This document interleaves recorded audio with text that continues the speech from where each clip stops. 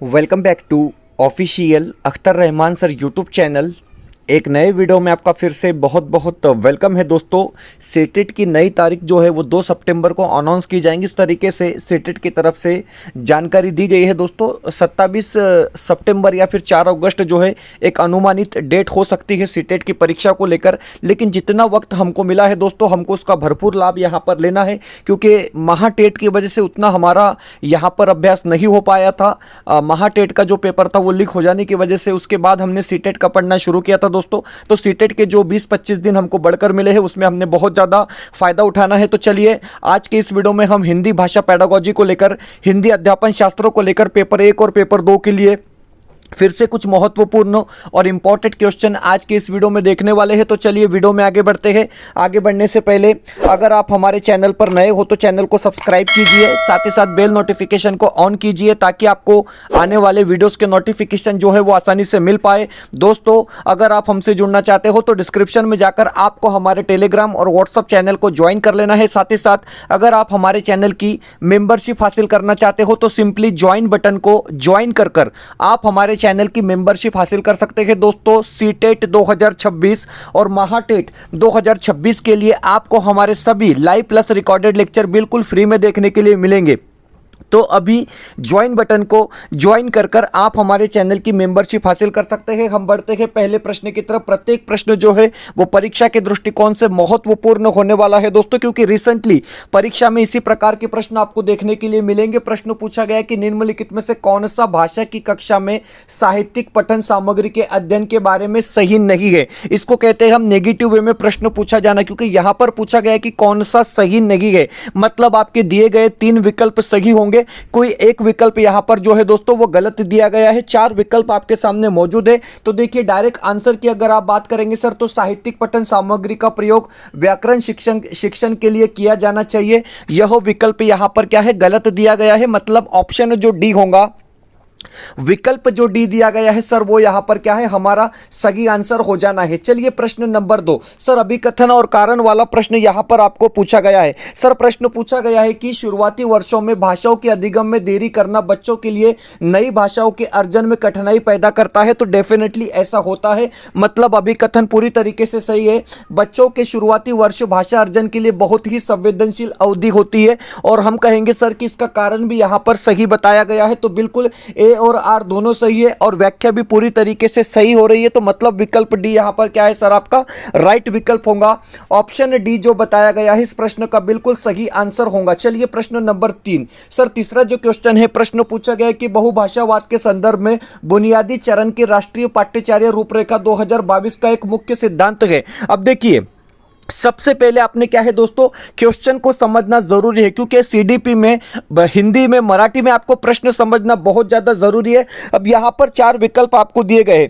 प्रश्न है कि बहुभाषावाद के संदर्भ में बुनियादी चरण के राष्ट्रीय पाठ्यचर्या रूपरेखा 2022 का एक मुख्य सिद्धांत क्या है। बुनियादी चरण मतलब प्राइमरी लेवल, इसको हम कहेंगे। सर 4 विकल्प आपकी स्क्रीन पर आपको दिए गए हैं और इनका जो सिद्धांत था कि बहुभाषावाद के संज्ञानात्मक और सामाजिक संस्कृति दोनों का लाभ हो, मतलब यहां पर जो विकल्प बी होगा, ऑप्शन जो बी दिया गया है सर वो इस प्रश्न के संदर्भ में बिल्कुल राइट विकल्प माना जाएगा। प्रश्न नंबर 4 सर चौथा क्वेश्चन है कि कुछ वाक्य समुदायों में एक ही भाषा के विविध प्रकार साथ साथ विद्यमान है, सभी प्रकारों के सामाजिक कार्यों की विशिष्ट श्रृंखला है, इस स्थिति को किस रूप में वर्णित किया जाएगा। सर हा प्रश्न आपण मराठी पॅडागॉजी मध्ये पाहिलेला प्रश्न आहे। फेब्रुवारी 2026च्या परीक्षेमध्ये हा प्रश्न विचारला गेला होता। आपल्याला 4 ऑप्शन्स 4 पर्याय या ठिकाणी दिलेले आहे आणि ऑप्शन जे 2 असेल डिग्लेसिया म्हणजे द्विभाषी रूपता आपला या ठिकाणी बरोबर उत्तर असणार आहे। सर ऑप्शन जो 2 दिया गया है वो पूरी तरीके से यहां पर क्या है हमारा सही विकल्प होगा। दोस्तों डिग्लेसिया क्या होता है, देखिए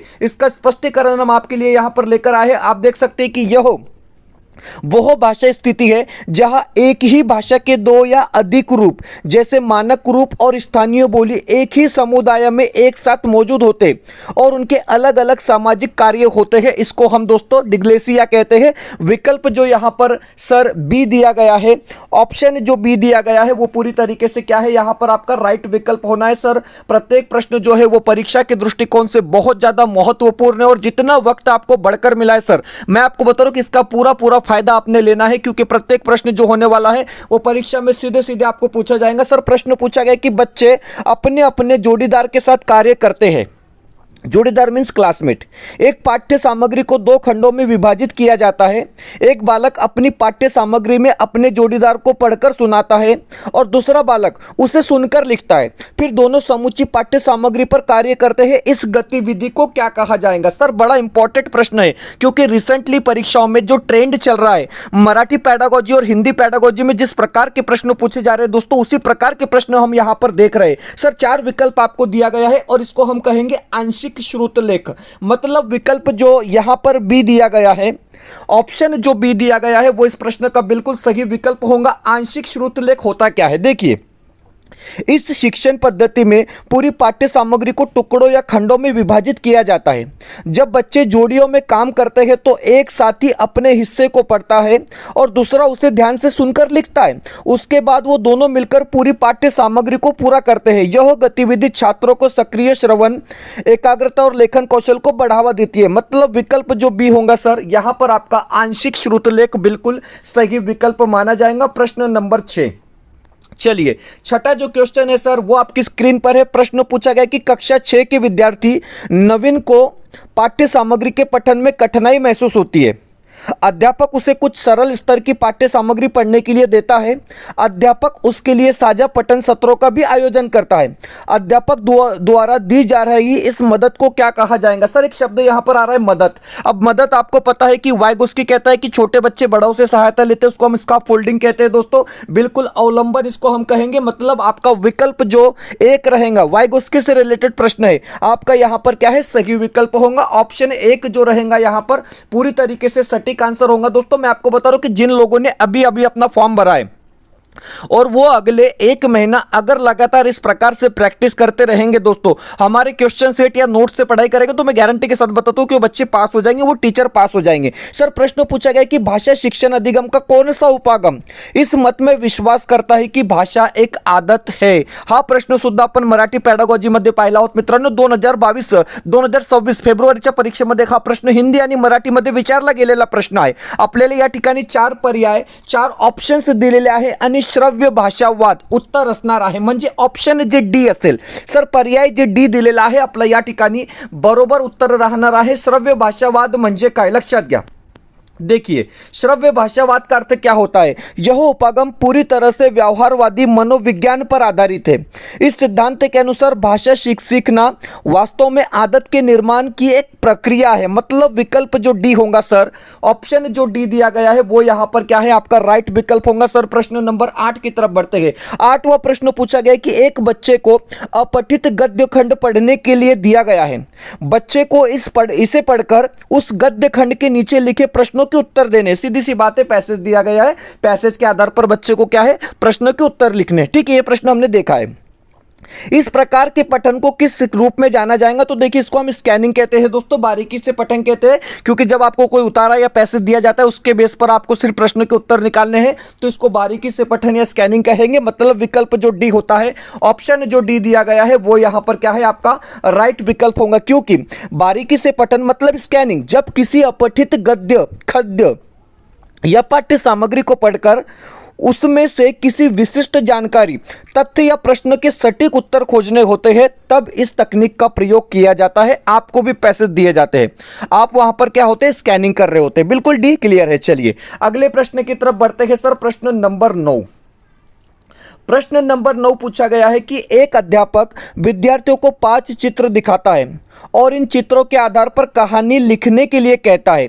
यह गतिविधि किसका उदाहरण है? सर यहाँ पर 4 विकल्प आपको दिए गए हैं और रचनात्मक लेखन का यह उदाहरण होने वाला है। विकल्प जो यहाँ पर सी रहेगा, ऑप्शन जो सी दिया गया है सर, वो इस प्रश्न का बिल्कुल राइट विकल्प होगा, क्योंकि रचनात्मक लेखन की बात अगर आप करेंगे, क्रिएटिव राइटिंग, जब विद्यार्थियों को चित्र संकेत या अपने अनुभव के आधार पर मौलिक कहानियां लिखने के लिए कहा जाता है, तो यह रचनात्मक लेखन कहलाता है। इससे उसकी कल्पना शक्ति और सृजनात्मकता का विकास होता है। विकल्प सी सर क्या होगा? पूरी तरीके से आपका राइट विकल्प होगा। 10वां प्रश्न आपकी स्क्रीन पर है। प्रश्न नंबर 10 पूछा गया है कि निम्नलिखित में से कौन सी भाषा में प्रदर्शन आधारित आकलन की विशेषता है? सर प्रश्न को ध्यान से पढ़ लेंगे, बड़ा सिंपल सा क्वेश्चन है, क्योंकि मैं आपको बता रहा हूं इसी प्रकार के प्रश्न आपको परीक्षा में 100% देखने के लिए मिलेंगे। तो देखिए, संदर्भ सहित संप्रेषणात्मक कार्य यहां पर क्या है, आपका राइट विकल्प होगा।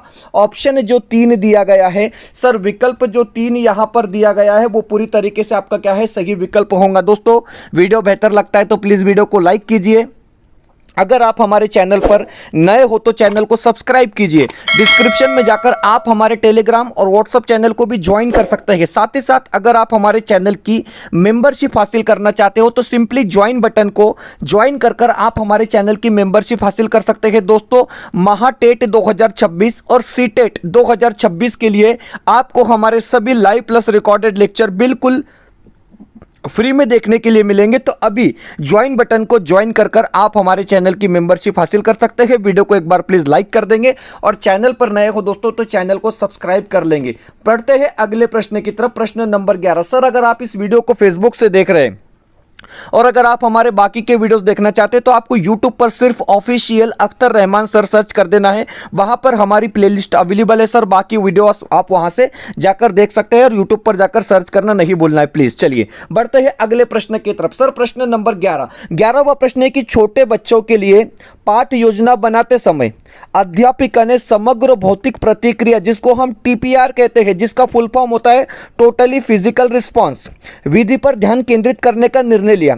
पाठ में समग्र भौतिक प्रक्रिया, जिसको हम TPR कहते हैं, शामिल करने के लिए अध्यापिका को निम्नलिखित में से क्या करना चाहिए? अब देखिए दोस्तों, टोटली फिजिकल रिस्पॉन्स की जहां पर बात आ रही है, जिसको हम समग्र भौतिक प्रतिक्रिया कहते हैं हिंदी में, अगर इसके बारे में अध्यापिका वहां पर कुछ कार्य करना चाह रही है तो उसको कहेंगे हम कक्षा में कुछ शारीरिक गतिविधियां करानी चाहिए। मतलब विकल्प जो यहां पर सी दिया गया है, ऑप्शन जो सी दिया गया है सर, वो इस प्रश्न का सही विकल्प होगा, क्योंकि यहां पर टोटली फिजिकल रिस्पॉन्स यह एक ऐसी शिक्षण विधि है जिसमें शारीरिक क्रियाओं के माध्यम से भाषा सिखाई जाती है। ऑप्शन जो सी रहेगा सर, वो आपका पूरी तरीके से यहां पर क्या है, सही विकल्प माना जाएगा। चलिए प्रश्न नंबर 12। सर 12वां प्रश्न है कि एक अध्यापक कक्षा 5 के शिक्षार्थियों को मुक्त लेखन कार्य देने की योजना बना रहा है। कौन सा लेखन कार्य है दोस्तों? याद रखेंगे, मुक्त लेखन कार्य देने की योजना बना रहा है। अधिकांश अध्यापकों द्वारा निम्नलिखित में से किस बात पर ध्यान केंद्रित करना चाहिए? इस प्रकार का प्रश्न यहां पर आपको पूछा गया है। सर 4 विकल्प आपको दिया गया है और अध्यापक को किस बात पर ध्यान केंद्रित करना चाहिए? तो देखिए, विषय वस्तु में प्रवाहता होनी चाहिए। यहां पर आपका जो दोस्तों हम जिसको फ्लुएंसी कहेंगे या एक्यूरेंसी कहेंगे, वो सही होनी चाहिए। आपका विकल्प यहां पर जो रहेगा, फ्लुएंसी की बात हो रही है, विकल्प डी सही रहेगा। ऑप्शन जो डी रहेगा सर, वो यहां पर क्या है, आपका राइट विकल्प होगा, क्योंकि देखिए स्पष्टीकरण में स्पष्ट तरीके से बताया गया है कि मुक्त लेखन का उद्देश्य, इसका मुख्य लक्ष्य बच्चों को बिना किसी डर, व्याकरण की पाबंदी या हिचकिचाहट के अपने विचारों और अभिव्यक्ति के स्वतंत्र रूप से कागज पर उतारने का अवसर देना है, जिसको हम प्रवाहता बनाम सटीकता कहते हैं। मुक्त लेखन में विचारों को प्रवाह मतलब फ्लो को अधिक महत्व दिया जाता है, न कि वर्तनीय लिखावट या व्याकरण की शुद्धता को, जिसको हम सटीकता भी कहते हैं। शुरुआत में ही सटीकता पर जोर देने से बच्चों की रचनात्मक रुक सकती है। मतलब यहां पर आपका विकल्प जो डी होगा सर, ऑप्शन जो डी दिया गया है पूरी तरीके से सही विकल्प होगा। बहुत ज्यादा इंपॉर्टेंट यहां पर क्या है दोस्तों, स्पष्टीकरण दिया गया है। प्रश्न नंबर 13। चलिए 13वां प्रश्न है कि शिक्षार्थियों को व्याकरण सीखने में सहायता करने के लिए हमारे द्वारा डिजाइन किए गए कार्य के संबंध में निम्नलिखित में से कौन सा विकल्प सबसे अधिक उपयुक्त तो होगा? अब यहां पर आपके नॉलेज के बेस पर यह प्रश्न पूछा गया है। सर 4 विकल्प आपको यहां पर दिए गए हैं। सबसे पहले आपने प्रश्न को समझ लेना है, आपको आंसर मिल जाएगा कि अर्थपूर्ण होना चाहिए। मतलब आपका जो काम है दोस्तों, वो अर्थपूर्ण होना चाहिए, मीनिंगफुल होना चाहिए। विकल्प जो 1 रहेगा, ऑप्शन जो 1 दिया गया है, वो पूरी तरीके से यहां पर क्या है, आपका राइट विकल्प होना। 14वां प्रश्न पूछा गया कि भाषा का मनुष्य की डैश डैश और मनुष्य के डैश डैश के साथ गहरा संबंध है। तो देखिए, भाषा का मनुष्य की अस्मिता से और मनुष्य के विचारों से गहरा संबंध होता है, सीधी सी बात है। विकल्प 1 आपका यहां पर क्या है, सही आंसर माना जाएगा। ऑप्शन जो 1 दिया गया है दोस्तों, वो पूरी तरीके से आपका यहां पर क्या है, राइट विकल्प होना है। सर 15वां प्रश्न पूछा गया है। देखिए 15वां जो क्वेश्चन है पूछा गया कि प्राथमिक स्तर पर पढ़ाने वाली सुनीता अपनी कक्षा के बच्चों को प्रतिदिन एक कहानी पढ़कर सुनाती है और उस पर चर्चा कराती है। आप इस कक्षा के बारे में क्या कहेंगे? इस प्रकार का प्रश्न यहां पर पूछा गया है। 4 विकल्प यहां पर आपको दिया गया है। तो देखिए दोस्तों, पढ़ने और मौखिक अभिव्यक्ति का विकास हो रहा है हम कहेंगे। मतलब विकल्प जो एक दिया गया है, ऑप्शन जो एक दिया गया है वो पूरी तरीके से यहां पर क्या है दोस्तों, सही विकल्प होगा। दोस्तों यहां पर क्वेश्चन सेट अवेलेबल है, क्योंकि मैं आपको बता रहा हूं कि परीक्षा में जितना वक्त आपको बढ़ाकर दिया गया है दोस्तों सुप्रीम कोर्ट के आदेश आने के बाद, तो वो आपके लिए बेनिफिट दायक होगा अगर आप इस प्रकार के प्रश्न संच को वहां पर सॉल्व कर कर परीक्षा में जाएंगे, क्योंकि हजारों बच्चे इसको लगातार पढ़ रहे हैं दोस्तों, सॉल्व कर कर परीक्षा में पास भी हो रहे हैं। क्योंकि हमारा फरवरी का अगर आप रिजल्ट देखेंगे तो बहुत जबरदस्त रिजल्ट रहा है दोस्तों फरवरी 2026 की परीक्षा। और हम क्या करते हैं, हर बार अपने जो क्वेश्चन सेट होते हैं दोस्तों वो अपडेट किए जाते हैं उस परीक्षा के लिए जो आने वाली परीक्षा है। यहां पर सीटेट सितंबर 2026 के लिए हमने अपडेट क्वेश्चन सेट बनाए। खास बात यह है दोस्तों कि पेपर 1 और पेपर 2 के लिए हमने अलग अलग प्रश्न संच यहां पर बनाए। इसका रीजन यह है कि डिफिकल्टी लेवल जो होती है परीक्षा की वो अलग अलग होती है।